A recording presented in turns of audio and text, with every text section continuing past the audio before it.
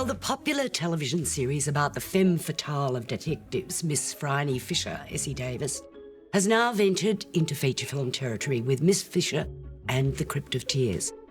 The year is 1929. The First World War hovers over the story of the British in Palestine, where Miss Fisher is in search of Shirin, Isabella Yena, the niece of a sheikh who's been imprisoned by the Palestinian police for her political activism.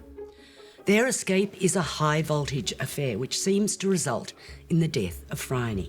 Detective Inspector Jack Robinson, Nathan Page, arrives in England to attend her memorial service at the home of Lord Lofthouse, Daniel Lapine, and his wife, Jacqueline Mackenzie, along with Lofthouse's brother Jonathan, Rupert Penry Jones, and Phryne's aunt, Miriam Margolyes.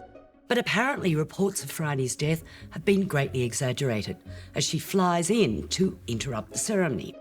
The plot involves the slaughter of a Bedouin tribe in the desert of Palestine years earlier, a crypt containing an unknown person related to Alexander the Great, murder and mayhem. Now, I wish I could have been more enthusiastic about this film, but it's been turgidly directed, adolescent in its plot, and really uninspiringly delivered by a usually stellar cast. It's just too artificial with no artifice to deal with it. It takes itself way too seriously instead of having a knowing, self-mocking veneer. Exteriors were shot in Morocco and they're visually pleasing, but that's not enough to save this film, which is a bit too silly and arch for its own good. Yes, I have to agree. It's a real pity that there are some really talented people connected with this film and with this series, which goes back about 12 years, I think. It's been around. It's been around a long time. Yeah, and maybe it's got a little creaky and a little superannuated. Maybe this should have been done a long time ago. It's like television is one thing, a feature film is another. Yes. And if you're going to do that sort of, rollicking adventure, you've really got to do it with style now, because there's too much else out there competing. Well, there's also so much on television. I mean, television now is, as we know, and keep saying, so cinematic and so interesting in so many sort of different ways. And this just looks so flat. It's kind of one-dimensional. Yes. The great thing about television or film is the dimension, and there's just nothing sort of happening behind the first frame of this. It's just so flat on. It's like a Channel 7 telly movie from 1970, and yet there's such talent connected with it. But I mind inexplicable plot points too. I mean, how come she didn't die? And how come if she didn't die, the other girl didn't know about it?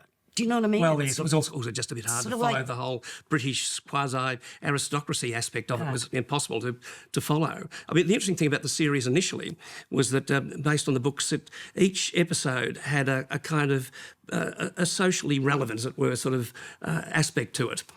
Each one dealt with something like, it's set in the 20s in Melbourne, but it might have been the plight of the Chinese miners. It might have been the plight of Italian immigrants at the time. There was a social consciousness veneer to the whole series that contrasted cleverly with the sort of the campiness, the femme fatale aspect of it. But here there is absolutely nothing behind what we see. It is so empty of ideas. It's extraordinary, I found, given, as I keep saying, the sheer talent connected with it. Yeah, I know. Look, I would give this really reluctantly 2 stars. I don't want to be that cruel to an Australian film. But really, that's all I could bring myself to give it. I'm going to give it 2.5 because I'm a huge fan of Essie Davis, and she does try absolutely valiantly to rescue this with all the charm and sort of skill that she has. I know. So we mustn't be mean. No, we mustn't be mean. 2.5. Wherever you go, Miss Fisher, trouble follows.